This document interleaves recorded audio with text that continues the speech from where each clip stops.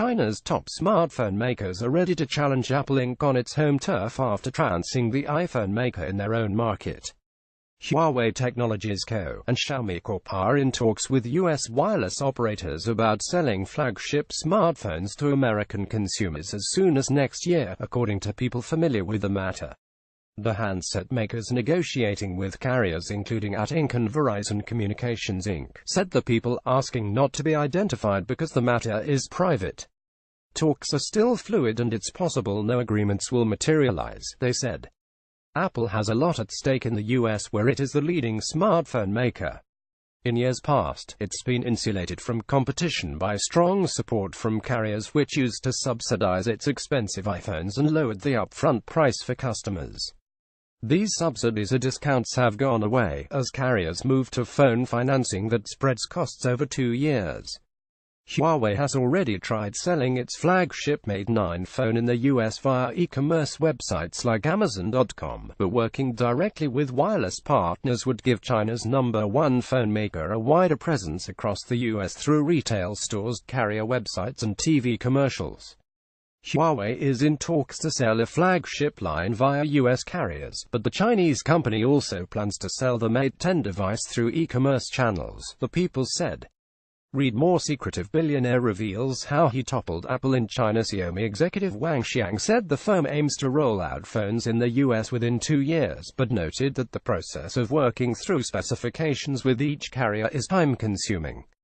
Xiaomi is also weighing opening retail stores in the US to build its brand and sell its fitness trackers, thermostats and vacuum cleaners before a phone launch, he said.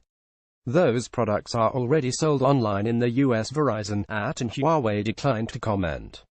The Chinese handset makers are targeting the US market at an opportune time. US carriers are cutting subsidies so consumers increasingly pay full price, in some cases more than $1,000, for high-end phones. Chinese rivals often sell phones far cheaper.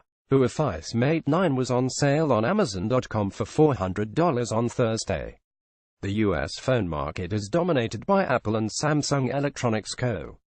Since most phones are purchased through carriers, it's nearly impossible for a manufacturer to gain serious market share without support from AT&T or Verizon, the two largest US wireless networks.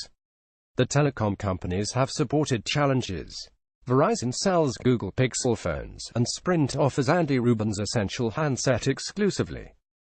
ZTE Corp., another Chinese phone maker and thus far one of the most successful in the US, sells its dual-screen Axon model in the US via a deal with AT&T. Apple considers China one of its most important markets, yet sales have fallen there in recent years.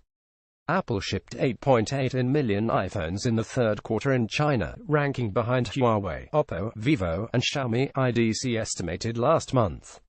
That gives Apple just under 8% of the Chinese smartphone market, compared with just over 33% for Huawei and Xiaomi combined, according to IDC's report.